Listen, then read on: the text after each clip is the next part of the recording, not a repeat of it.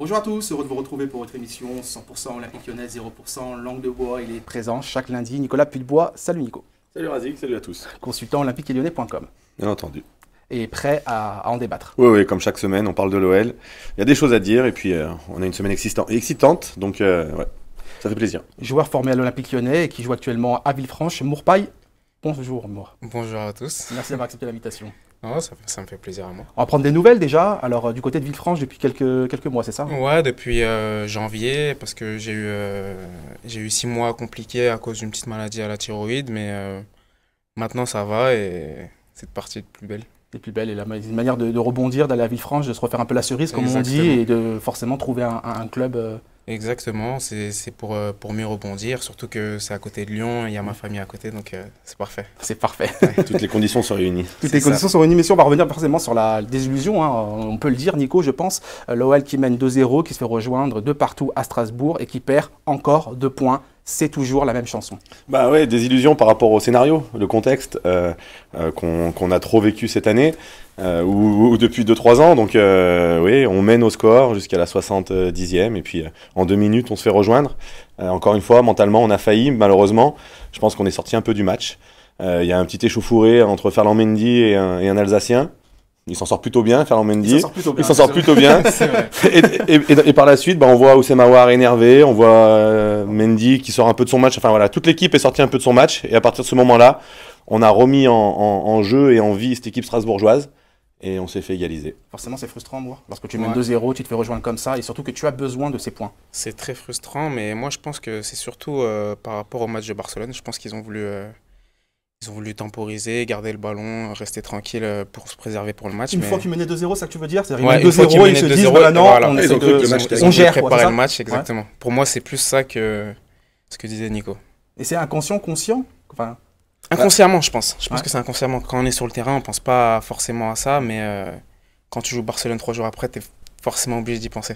Non, ça par contre, je pense qu'il y avait dans un coin de leur tête le match de Barcelone, c'est évident. Je pense que l'OL a voulu gérer. On a eu l'opportunité de tuer ce match. On sait que le 3e but en football est primordial. Soit ça relance une équipe, soit ça tue le match. Bon bah là c'est les Strasbourgeois qui l'ont marqué, ça les a relancés. Mais ouais, et quoi qu'il arrive, que ce soit mon analyse ou celle de Mour, c'est le côté mental qui fait défaut aujourd'hui à l'Olympique Lyonnais malheureusement. On va regarder le classement, messieurs. Parce que justement, j'ai dit encore perdu 2 points. Encore perdu 2 points, ouais. Et on voit que Lille a gagné, que Marseille a gagné, que l'Olympique Lyonnais est toujours 3e, mais Lille a 7 points d'avance. Et surtout, l'Olympique de Marseille, club en crise il y a quelques semaines en arrière, quelques mois en arrière, est à seulement 3 points de l'Olympique Lyonnais. Incroyable. Ouais, ils sont sur une bonne dynamique, ils enchaînent les victoires. Ils ont Balotelli qui leur marque les buts. Ils gagnent pas par des gros écarts, mais ils gagnent les matchs, c'est suffisant. C'est vrai que il y a quelques émissions en arrière, tu nous demandais s'il fallait regarder devant plutôt que de regarder ou regarder derrière. Bah voilà, vu notre parcours, devant ça commence à s'éloigner et derrière ça se rapproche. Donc ça se rapproche vraiment. Marseille en plus, hein. Et il n'y a pas que Marseille, il y a Reims, il y a Saint-Etienne. Donc oui, évidemment, il va falloir. Si nous on n'avance pas plus, il va falloir se mettre à regarder les équipes adverses qui sont derrière nous. Tout à l'heure, tu as parlé d'Oussem Aouar. Oussem Aouar qui est un peu, voilà, c'est un coup de mou.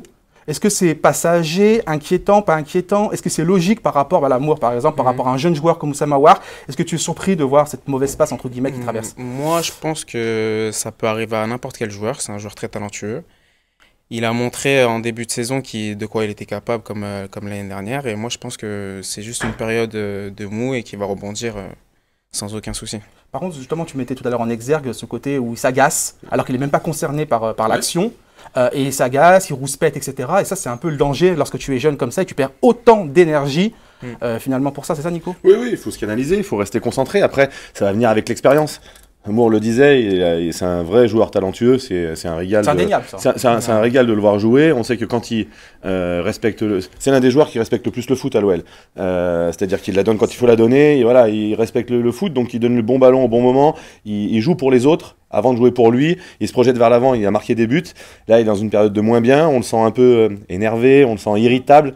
Donc oui, c'est sûr que voilà, c'est le côté mental. Il sait qu'il est moins bien. Donc ça pèse sur nos réactions souvent quand on est joueur de foot. Donc voilà, il est dans une mauvaise passe. Après, c'est à lui de se reconcentrer, de se recentrer sur l'essentiel qui est son jeu, ce qu'il maîtrise. Parce qu'on peut agir que sur ce que l'on maîtrise. Et malheureusement, les faits extérieurs, il y en a souvent dans un match. L'arbitrage, les adversaires. ça, on n'a pas d'impact. Donc voilà, il faut qu'il se recentre sur, sur lui-même et sur son jeu, parce que quand il est à 100% de ses moyens, c'est un très très bon joueur. Alors je disais, l'Olympique de Marseille qui revient à 3 points de l'OL. Faut-il s'inquiéter pour cette 3e place, messieurs? Moi, personnellement, je me fais pas de soucis parce que je sais que chaque année, c'est un peu la même chanson avec l'OL. Ils ont une petite période de trou et à la fin, ils finissent en trombe. Ah, mais jusqu'à quand? Est-ce que ça va toujours marcher? Est-ce que ça va toujours marcher, moi, j'y crois en tout cas. Ouais, j'y crois. Donc pas inquiet. Pas inquiet. Juste avant que tu répondes, Nico, on va regarder ces StatFoot. Bien évidemment, StatFoot qu'on salue, hein, vraiment un spécialiste des statistiques sur Twitter. Je vous invite à le suivre. Si le vainqueur de l'Europa League en fin de saison est déjà qualifié pour la phase de groupe en Ligue des Champions via son championnat, le 3e de Ligue 1 sera directement qualifié pour les poules en C1 la saison prochaine. Sinon, il disputera le 3e tour préliminaire. Réponse, Nico, tu peux prolonger le débat. Par rapport à la 3e place, oui, il faut faire attention parce qu'en fonction de... il nous reste encore 3 compétitions. On est encore en Coupe de France, on est encore en Ligue des Champions, il y a le championnat. Ça peut peser dans les têtes, dans les organismes. Si on bat Barcelone, on va s'épuiser mentalement, ça va jouer dans les têtes, ça va bouffer de l'influx nerveux. Je pense qu'on va avoir souvent l'esprit à la Ligue des Champions plus qu'au championnat et ça peut nous jouer des tours. Donc, il faut rester vigilant. Moi, je crois en cette équipe pour qu'elle puisse garder la 3e place. Malheureusement, il y a tout un tas de paramètres qu'on ne maîtrise pas et qui peuvent jouer sur le fait qu'on n'atteigne pas nos objectifs. Vous le savez, cette émission, c'est la vôtre. TKYDG sur Twitter, sur les réseaux sociaux. Vous pouvez réagir, vous pouvez contester les propos de Nicolas Puytebois. Il y a Charles Lénaïque. Charles, n'hésitez pas surtout. Charles Lénaïque, l'OL seulement 3 points devant l'OM qui a été en crise une bonne partie de la saison. Sans parler de l'écart avec les équipes devant nous, le podium devrait déjà être quasi assuré. Oui, forcément, moi. Ouais, c'est vrai qu'il devrait être assuré, mais bon, c'est comme ça. Il y a des saisons, c'est comme ça, où il y a des périodes où il y a des coups de mou. Ce qui arrive à l'OL. Mais moi, comme j'ai dit tout à l'heure, je suis pas inquiet, même s'il faut rester vigilant, je suis pas inquiet. Il y a Lucky Luciano, l'OM est sur une pente ascendante, et nous, on fait comme d'habitude cette année, donc on devrait les voir sous peu arriver. Non, mais c'est vrai que ce qui est agaçant à Razik, c'est tous les points qu'on laisse en route, en fait, en cours de chemin, qui pourraient nous permettre d'avoir le podium déjà acquis, être beaucoup plus près du Paris Saint-Germain. Les équipes supposées plus faibles, où on a perdu beaucoup de points cette saison encore. On est capable de rivaliser et de battre le Paris Saint-Germain, Manchester ou les grosses équipes, mais on est encore défaillant face aux oppositions un peu plus faibles, même si on avait corrigé ça depuis 2 mois. Mais bon, là, le contexte fait avec la Ligue des Champions qu'on retombe dans nos travers. Les plus, les moins, toujours dans cette émission, on dit toujours ce qui va et ce qui ne va pas. Il y a Artavus Bruno sur Twitter. On a 90% de chances de sortir de la Ligue des Champions cette semaine. Après, on n'a que la Ligue 1, donc non. Il est plutôt confiant. Il se dit plutôt que l'OL va conserver cette 3e place. C'est un peu le cas de l'OM, c'est-à-dire que Marseille n'a plus que le championnat à jouer. Ils jouent une fois par semaine, donc ils préparent leur match avec des semaines complètes. C'est toujours plus facile et plus agréable pour un footballeur parce que voilà, on se concentre. On n'est pas que dans la récupération. On peut aussi travailler des choses, ce que l'OL a moins le temps de faire quand on joue tous les 3 matchs. Tous les 3 jours, pardon. Tous les 3 jours. Touché à la cuisse, Marcelo est sorti lors de cette rencontre. C'était un peu le point noir aussi, la sortie de Marcelo sur blessure au quart d'heure de jeu. Marcelo, indispensable pour Barcelone, moi. Cadeau. Indispensable, oui et non. Je pense que oui, parce que c'est quand même le capitaine, c'est le leader de l'équipe. Donc forcément, il y aura un manque au niveau de la communication, sûrement.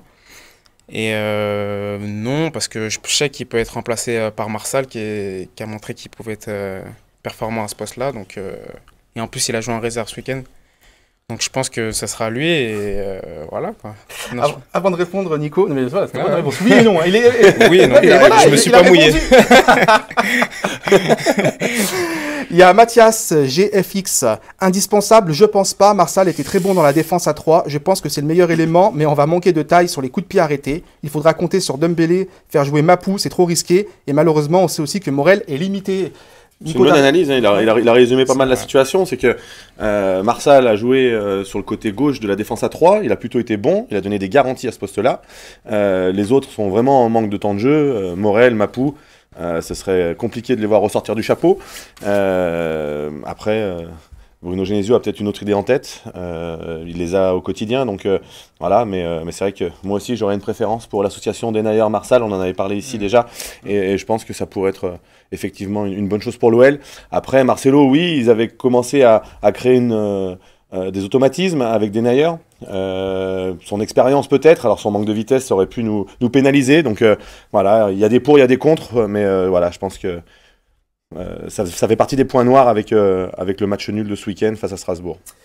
TKYDG, je vous le rappelle, vous pouvez réagir chaque fois, tous les lundis dans cette émission, même tout au long de la semaine, vous pouvez même interpeller nos invités. Moore, il est sur Twitter notamment, sur Instagram aussi, présent sur les réseaux sociaux. Donc si vous n'êtes pas d'accord avec lui, n'hésitez pas. Et puis avec Nicolas Pulbois, n'hésitez pas à le fracasser. Victor, important. Vous ne serez pas les premiers. Victor qui nous dit justement par rapport à l'absence de Marcelo, important au niveau des performances, je ne pense pas, mais important dans le rôle de cadre pour assurer les plus jeunes et pour le remplacer sans hésiter.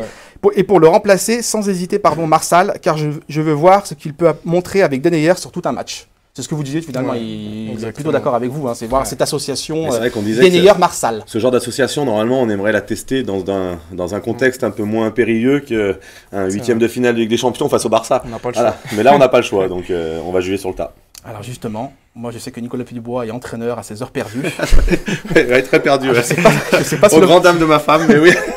Je ne sais pas s'il obtient des résultats. C'est quelle équipe déjà? On va le dire. 2 victoires en 2 matchs ce week-end. 2 victoires en 2 matchs. C'est quelle équipe? Pontcharrat, mais si, il faut leur dire Pontcharrat. Pontcharrat-Salou, le FC Pontcharrat-Salou. Voilà, comme ça on les salue parce que ils ont déjà pas la chance d'avoir un entraîneur comme toi si on peut pas leur faire un peu de promotion. Le 11 de départ. Quel 11 de départ pour ce match choc, ce match retour au Camp Nou? Ton 11 lyonnais, Nico. On va voir d'ailleurs affiché sur votre écran, bien évidemment. Oui, je partirais pour une composition qui a fonctionné face à... Enfin, un schéma tactique qui a fonctionné face à Manchester City, en 4-4-1-1. Donc Anthony Lopez évidemment dans les buts, ça c'est indéboulonnable. Je jouerai avec Dubois, Denayer, Marsal et Mendy en défense. Stop. Je fais un petit stop, je suis désolé. C'est vous le patron, Razik. Pourquoi le choix de ces 4 joueurs-là? Parce que pour moi, c'est les meilleurs du moment. On va avoir besoin d'aller vite dans les transitions offensives avec les latéraux. Donc je pense que Dubois et Mendy, on se profile là. Dans l'axe, on l'a dit, Denayer c'est le taulier. Marsal, parce que Marcelo est blessé et que je pense que c'est le meilleur pour jouer à ce poste-là actuellement. Pas Kenny Tété, pour remplacer. Pas Kenny Tété. T'as hésité ou pas? Non, parce que après, on peut réfléchir à est-ce qu'il faut bien défendre ou est-ce qu'il faut... Mais je pense que l'OL va devoir marquer des buts. Donc voilà, aujourd'hui, il faut jouer le tout pour le tout. Après, on verra bien. On l'a très bien fait face à Manchester City. Je pense que voilà, ça va être le même genre de match. Il va falloir qu'on sache subir, mais qu'on place 2-3 banderilles. En plus, on est en Espagne, donc ça tombe bien. Pour aller marquer des buts. C'est pas possible. Et j'en peux plus, moi. J'en peux plus de ce mec. J'en peux plus. Et en plus, il a pas bu encore. C'est ça le pire. Allez, je te laisse poursuivre ta compo. Au milieu de terrain, donc... je veux solidifier un peu le milieu de terrain. Donc dans l'axe, je mettrai Touzard et Ndombele. Voilà, pour densifier un peu le milieu de terrain. Ça permettra aussi, en gardant Touzard, de peut-être sur l'animation offensive, de garder un équilibre avec une sentinelle. Lui, il va pas se projeter, contrairement à Ndombele.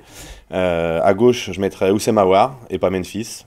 Parce que j'aime ce joueur-là, parce que ce genre de match est fait pour ce genre de joueur. Voilà, technique, il va avoir un peu d'espace, même si on n'aura pas souvent le ballon. Mais quand on l'aura, on va avoir besoin de sa vista et de son jeu juste, même s'il n'est pas en forme en ce moment. Je l'ai préféré à Memphis. Et de l'autre côté, j'ai mis Traoré, j'aurais pu mettre Cornet. C'est vrai que face à Jordi Alba, il va falloir faire des gros efforts. Il va falloir défendre beaucoup, aider Dubois, parce que Alba il fait des allers-retours et c'est la relation entre Alba et Messi est indéniable. C'est les deux joueurs qui se passent le plus le ballon à Barcelone. Donc voilà, j'aurais pu mettre Cornet, je mets Traoré parce que voilà, c'est la force de l'habitude, la force de l'habitude. Merci. Et puis parce que voilà, choisir c'est renoncer. Oui, c'est pas moi qui vais faire le choix final, donc je peux me tromper, contrairement à Bruno malheureusement. Et puis je mettrai Nabil Fekir en numéro 10. Et Dembélé, pardon. Et Dembélé en numéro 9 devant. Voilà. Très bien, merci Nico. Mais vous pouvez réagir. Vous avez réagi d'ailleurs, il y a beaucoup de tweets, vous allez voir tout à l'heure. Moore, est-ce que tu valides? Et donc Memphis en super sub. Ah. Razik, je vous écoute quand même. C'est bien. je sais que Razik, tu aimes bien. Tu dis que voilà, il est bien quand il rentre dans les matchs. Que c'est pas un taulier, un titulaire en puissance. Bon bah voilà, j'espère qu'il le prouvera encore. Si jamais on joue comme ça, j'espère qu'il le prouvera encore une fois. C'est ça de moi. Oui, exactement. Justifier sa compo. Moi, est-ce que tu valides pas? Et si voilà, quel joueur tu... Moore, fais attention quand même.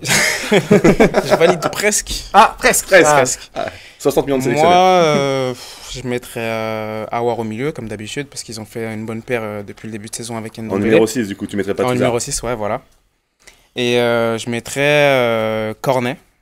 Cornet à la place de Traoré. Alors, et Memphis titulaire. On va être tout à fait transparent. Tu l'as évoqué avec Ouais. Nico justement lorsqu'on Ouais. était au maquillage. Et j'ai le sentiment que Nico s'est un peu emparé en disant, tu vois, se cacher en disant, Oui, tu vois, il s'est un peu caché en disant. il l'a un peu pris. Voilà, mais, mais bon, je vais c'est rien pas grave, dire. on dit rien. On pour les dit gens. rien. Voilà.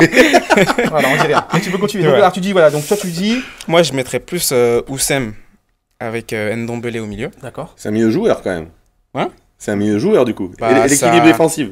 Ça a marché contre City. Hein. Ça a marché contre City. Ça a marché contre City. Je mettrais Memphis à gauche. Et Cornet à droite. Et la Memphis, place. par rapport à quoi, toi, justement? Tu penses que Bah, c'est Memphis, c'est- Ouais. il a beaucoup parlé. Il a dit qu'il voulait jouer dans les grands clubs. Mais ça, c'est Ah, des donc matchs c'est pour le où- tester, du coup. Bah, ouais, voilà. C'est pas des matchs pour lui, je pense. C'est des matchs pour lui, c'est pas mal ça. J'aime beaucoup cet Mais état c'est vrai qu'en d'esprit de su- dire. en Ouais. super sub aussi, il est pas mal aussi. Mais ouais. je le mettrais titulaire. Et il connaît le ballon, Amour, en fait. Hein. Non, ce qui est bon, c'est bien. Non, mais c'est intéressant, il a raison. C'est vrai qu'il y a deux choix quand on est entraîneur, je pense. C'est soit le piquer en disant, ah bah, mon coco, tu dis que justement que tu veux jouer dans des grands clubs. Jusqu'à présent, tu fais des gros matchs contre des clubs un peu plus faibles, entre des équipes un peu plus faibles, pardon. Là, c'est l'occasion ou jamais de prouver que tu es un grand joueur. Exactement. Donc de le piquer un petit peu, c'est ça que tu C'est veux dans dire. les grands matchs qu'on voit les grands joueurs. Mais bon, on l'a déjà vu à l'œuvre au match aller et il n'a pas été très bon. C'est pour ça que je dis ça. Ah, mais ça arrive, ça arrive. Il est gentil. Il est gentil. C'est une Les crème. joueurs C'est une encore, crème. ouais, c'est ça. C'est une crème. Nous, on a aigri les anciens, c'est très bien. Razé. Rami, j'espère que je prononce bien son prénom. Il faut absolument Aouar, Ndombele, Fekir, Dembélé et Memphis. Il faut un 6 pour libérer nos milieux, Touzard ou Diop, ou alors une défense à 3. Donc voilà. Qu'est-ce que vous en pensez ? Défense à 3, il n'y a pas trop de choix. hein. Ouais. Comme Marcelo, il est pas là, il n'y a pas trop de choix. On a Alvin, je poursuis, hein, comme ça permet vraiment de voir un peu les différentes propositions de nos fidèles téléspectateurs. On a Alvin qui dit Lopez, Dubois, Denayer, Marsal, Mendy, Ndombele, Aouar, Traoré, Fekir, Depay et Dembélé. Ensuite, on a Victor qui nous met un Lopez, Dubois, Marsal, Denayer, Mendy. Bon, en tout cas, la défense, c'est quasiment ça. Exactement. Dubois, Marsal, Denayer, exact. Mendy. Après, voilà, on change Tout le sens ça, ou pas, mais... Ndombele, Traoré, Fekir, Memphis, Dembélé. Je ne mets pas Aouar, car trop discret ces derniers matchs et tout ça revient bien. C'est ça que c'est la fameuse mais débat voilà. aussi par rapport à... En Ouais, fait, vas-y. en fait, voilà, il y a un débat par rapport à la forme actuelle d'Oussem Aouar. Il y a ceux qui vont privilégier le jeu, comme Moore, avec deux milieux relayeurs qui peuvent se projeter. Moi, qui veux un peu plus densifier le milieu de terrain pour libérer justement nos offensifs et avoir cette sécurité défensive dans les phases de transition. Après, c'est une philosophie de coach, donc Mais en sachant que, est-ce que c'était un peu dans le parce discours qu'on un peu va de peut-être Bruno, pas avoir beaucoup le ballon aussi. dans le discours de Bruno Genesio, de voir aussi la réaction de ces joueurs à Strasbourg et se dire si certains se comportent mal, est-ce que je les sanctionne ou finalement ça, on ne prend pas ça en compte lorsqu'on est qualifié, on dispute un huitième de finale retour contre le Barça, est-ce que tu tiens en compte tout ça ou pas du tout en fait? Franchement, le match de Strasbourg, dans l'esprit de Bruno Genesio, je suis sûr qu'il était mal placé parce que tu prépares un match très important pour ton club face à Barcelone et il faut aller gagner le match pour être sur le podium à Strasbourg. On l'a bien vu, le nombre de changements qu'il a fait en début de match, c'est parce que dans sa tête, le match, sans manquer de respect au Racing, mais le match le plus important dans la semaine des Lyonnais, c'était le match face au Barça, face à Strasbourg. Ouais, mais par rapport Même à si dans notre objectif, et que notre objectif par rapport à notre marathon, quel championnat, il fallait avoir ces 3 points face à Strasbourg, n'empêche qu'on sait pertinemment que la plupart des joueurs, inconsciemment ou consciemment, avaient ce match-là dans la tête, forcément. J'ai pas oublié Artavus de Bruno, on va voir aussi sa compo, elle va s'afficher sur votre écran. Mais en même temps, au niveau de l'attitude, je parlais Moore, l'attitude, c'était important pour un coach de voir aussi l'attitude de ses joueurs. Un match important, il fallait les 3 points à Strasbourg. Ou encore une fois, toi tu te dis non, même si certains joueurs ont été décevants, n'ont pas eu la bonne attitude, c'est pas grave parce que derrière, quand tu es entraîneur, tu dois mettre la meilleure équipe et tu dois surtout viser la victoire forcément. Ouais, moi, je pense qu'il doit mettre la meilleure équipe, pas se concentrer sur le match de Strasbourg parce que c'était vraiment un match à part. Oui. Et prendre pas forcément, Oussem, on a dit qu'il n'avait pas été très performant, mais je pense qu'il est indispensable pour ce match parce que l'OL, c'est une équipe qui joue. C'est une équipe qui joue, ils sont meilleurs quand ils jouent que quand ils défendent. Donc moi, c'est pour ça que je privilégiais Oussem au milieu. Mais après, Razik, jusqu'à l'altercation de Mendy, l'OL faisait son match, maîtrisait le match. On menait 2-0, on a eu l'occasion de tuer ce match, on l'a pas fait. L'efficacité offensive, encore une fois, qui nous fait défaut. Mais jusqu'à la 70e minute, le match, il est maîtrisé dans l'ensemble. On peut faire mieux, toujours. Mais jusqu'à 20 minutes de la fin, on est pas mal. Et puis après, on retombe dans nos travers parce que mentalement, on faillit.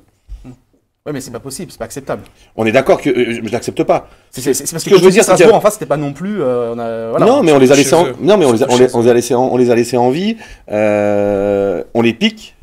Enfin, malgré tout, après, on joue avec leurs armes. En s'énervant, on joue avec leurs armes. C'est vrai. Voilà, donc ils ont réussi à faire face à Paris, à faire disjoncter les Parisiens. Ils ont réussi à nous faire disjoncter nous. Bon bah voilà, ça fait partie du football. On joue avec ses armes. Quand on est un peu plus faible, et ben on joue sur les, on agit sur les leviers qu'on peut agir. Voilà, et puis donc du coup ils ont agi sur celui-là, sur le levier psychologique que l'OL ne maîtrise pas forcément à 100%.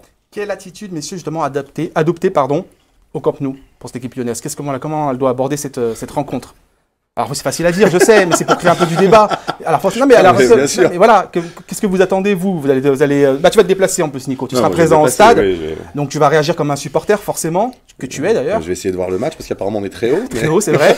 Mais ce que je veux dire, voilà, qu'est-ce que tu attends toi de cette équipe? Qu'est-ce que tu as envie de voir sur le Non, terrain mais moi, j'aimerais que- mercredi? J'aimerais qu'on puisse faire un pressing de façon à essayer de récupérer le ballon le plus haut possible, mais on sait que le ballon c'est le Barça, c'est Barcelone qui va l'avoir le ballon, donc voilà, c'est ça qui est compliqué face à cette équipe-là. Et puis en plus dans leur jardin, et puis ils connaissent, ils ont l'expérience de ce genre de match, ils en ont joué des centaines, donc voilà. Messi à lui tout seul a joué plus de matchs que les joueurs de l'OL, donc en Ligue des Champions. Donc non, mais c'est pour ça. Il y a l'expérience qui va compter. Donc il faut, franchement, l'OL a tout à gagner dans ce match-là. Donc il faut mettre de la folie. Il faut essayer de mettre un pressing haut pour récupérer le ballon haut, et puis après jouer son va-tout et frapper au but et essayer de marquer. On n'a rien à perdre.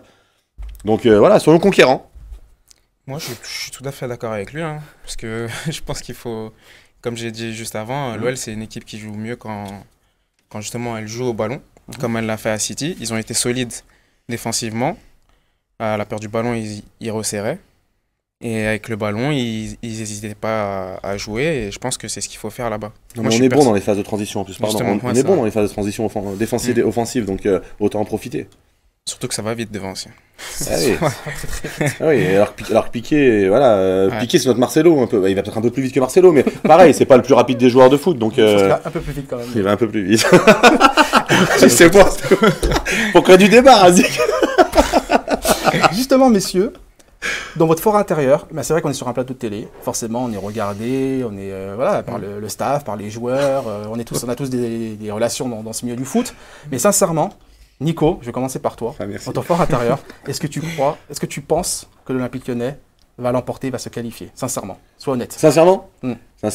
je pense que le Barça est meilleur et doit nous éliminer. Après, un match de foot, si on rentre pour le perdre, ça sert à rien de le démarrer. Donc voilà. Aujourd'hui, le foot, la logique du football et de la qualité intrinsèque des joueurs et des deux équipes fait que le Barça est favori, pour moi. Voilà. Après, tant qu'on a une chance, il faut la jouer à fond. Sincèrement, moi, je parais c'est- sois honnête, hein. Vous l'avez fait, Ouais, ouais. vous l'avez fait avec Villefranche, hein. Ils ont fait douter le PSG. C'est vrai, Alors c'est un vrai. petit PSG, mais ils ont fait douter le PSG. C'est vrai, c'est vrai. Donc moi déjà, on avait ce débat là ce Ah. week-end quand j'étais à Munich Hmm. avec Corentin Tolisso et Yoann Nanou. Et on s'est dit que on pense qu'il va y avoir un match nul avec un 2-2. Un Donc on est 2-2. qualifié à 2-2. Ouais, et on est qualifié. D'accord. C'est ce qu'on pense. Ah Après, mais c'est bien, mais c'est ouais. c'est honnête, et puis c'est bien de le C'est dire, vrai. c'est sympa. Et puis voilà, on a lu justement une interview de Corentin Tolisso qui encourageait Ah son, oui. son Ah, et club puis formateur et qui espérait justement une victoire de C'est l'OL. Et puis cette équipe-là est jamais aussi forte que pour relever les défis. On les pensait se faire écraser par Manchester City. C'est On a vrai. fait un match nul, on les a battus. On PSG. pensait perdre face au PSG, on les a battus également. Voilà, jouez votre va-tout et puis faites-nous plaisir. tout Voilà, simplement. aimez-le, voilà. Bah ouais, mais faut y aller maintenant. Enfin, de toute façon, ils ont plus le choix. En avant, en avant, en avant, en On a avant. tout à gagner. Exactement. Il y a Steven. Par contre, à 2-0, on plie, on ferme. On va pas prendre du valise quand même. C'est marrant parce que, enfin, c'est marrant. Si tu me tends une perche, le coaching sera vraiment très très important par rapport à ça, justement, de faire attention parce que, effectivement, tu peux marquer, mais derrière.